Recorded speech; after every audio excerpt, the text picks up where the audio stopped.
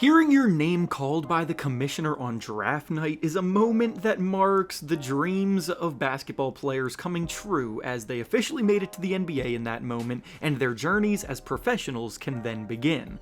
But not everybody with NBA aspirations gets that moment. Now, more than ever, we see players that went undrafted still find a way to carve out a role in the NBA, and this year's class should be no different, which brings us to today's video.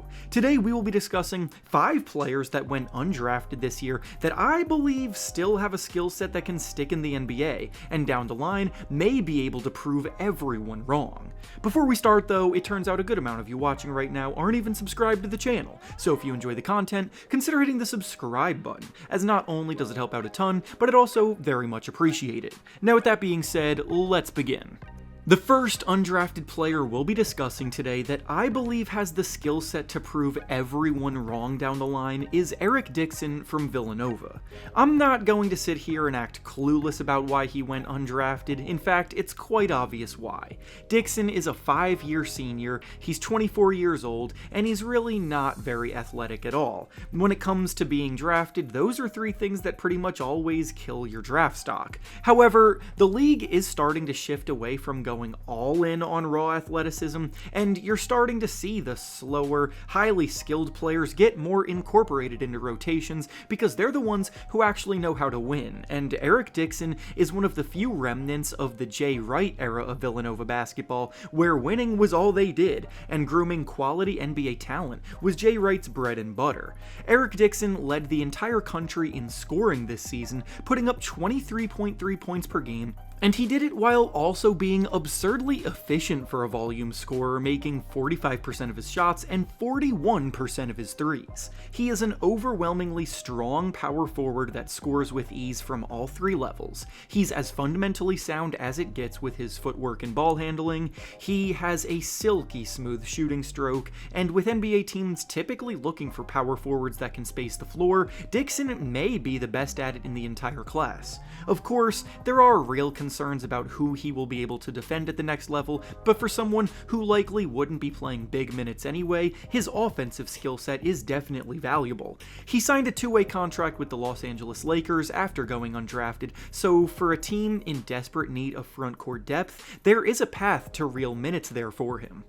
The next undrafted player that we'll be discussing that I believe can prove everyone wrong and stick in the league is Ryan Nemhard from Gonzaga. You're going to notice a common theme in this video that most of the players we'll be discussing are older seniors that lose their appeal the older they get, and Nemhard is a 22-year-old senior who just played the best basketball of his life during his senior season. But apparently it still wasn't good enough. He's undersized for the point guard position, he's not a high-end athlete, but yet he might be the most brilliant playmaker in the entire class, and it's very difficult for me to picture an outcome where he doesn't at least become a quality backup point guard in the NBA who can run the second unit for brief stints.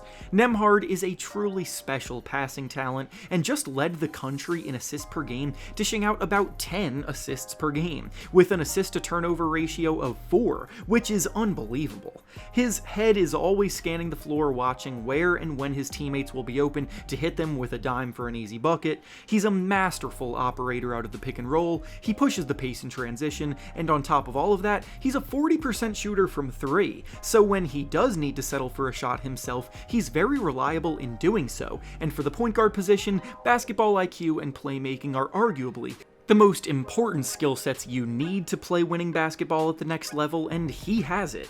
He signed a 2-way contract with the Dallas Mavericks after going undrafted, so learning behind Kyrie Irving could do a lot of good for him. The next undrafted player we'll be discussing today that can beat the odds is Bryce Williams from Nebraska. In Williams' case, the only real reason I can think of for him going completely undrafted is his age, because he is a 24-year-old senior, but I saw him pegged as minimum a second-round talent in every mock draft I reviewed, and there really aren't any glaring holes in his game to have made this the outcome for him. He has great size for a combo guard standing at 6'5", with a 6'10" wingspan. He was incredibly productive this year, averaging over 20 points per game, good for 12th best in the country, and he was efficient in doing so, hitting 47% of his shots and 37% of his threes. Williams was a methodical scorer off the dribble with a knack for getting buckets in a plethora of ways, and he can do it as a creator on the ball and as a cutter off the ball with the willingness to do either in order to find the best look. He's even got some Jalen Brunson in his game as a phenomenal post scorer for a guard who can take on mismatches and abuse them around the basket with terrific footwork and touch. He's not even a negative on defense, which is usually the story for undrafted guys like this, so no one should be surprised if he carves out a role on a team's bench as an impact scorer down the line. The next undrafted player we'll be discussing that has the skill set to prove everyone wrong is Sears from Alabama. Sears is an example of a player who should have declared for the draft a year earlier than he did, because last year, after the season, Sears' stock was much higher than it is this year, and his numbers slightly regressed this season, and with him now being a fifth-year senior, it cursed him in the end. Last season, he was putting up 22 points per game, shooting 51% from the field and 44% from three. This year, you can lower the scoring a bit and drop each of those percentages down by about 10.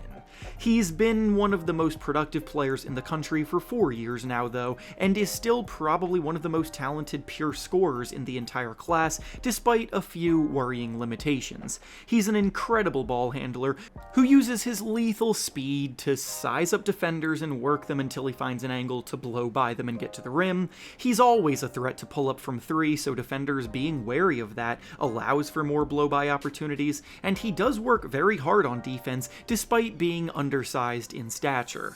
Obviously, he can only do so much at his size, and will be a mismatch for bigger, stronger players, but he's got the drive to make things difficult for opposing ball handlers, and his natural scoring ability and speed can be a useful weapon off of a team's bench. He signed a two-way contract with the Milwaukee Bucks after going undrafted, so barring Giannis Antetokounmpo's future, that may be a rebuilding squad open to spreading minutes around. And finally, the last undrafted player that we'll be discussing that has the skills to prove everyone wrong moving forward is RJ Luis Jr. from St. John's. RJ's college career ended on a pretty sour note, and this outcome feels like rubbing salt on the wounds, but looking at the big picture, we shouldn't be judging someone for one single low moment in their careers. He did get benched during March Madness due to a poor shooting night and an overall bad attitude, but this season, he was the Big East Player of the Year for a reason, and his work as a two-way wing can help a rotation in the next level. On offense, he's very fast and generates a lot of transition opportunities, as much as anyone in the country, being able to grab a rebound and immediately push the pace. He has a nice pull-up mid-range jumper and uses his length to elevate over shot contests, and his three-point shot is serviceable if nothing more. Defensively, he is very solid using his size and length to generate turnovers and deflections. His awareness on and off the ball impress as he consistently makes the right read and rotation, and he's also a very impressive rebounder for a wing player with a nose for the basketball. He signed with the rebuilding Utah Jazz on a two-way contract after the draft, so the hope is that he can work his way into some minutes with their young core. And with that being said, that's all I have for you today. Make sure to like the video, subscribe to the channel, and comment down below what you think about these undrafted players and their futures. Thanks for watching, and I'll see you all next time.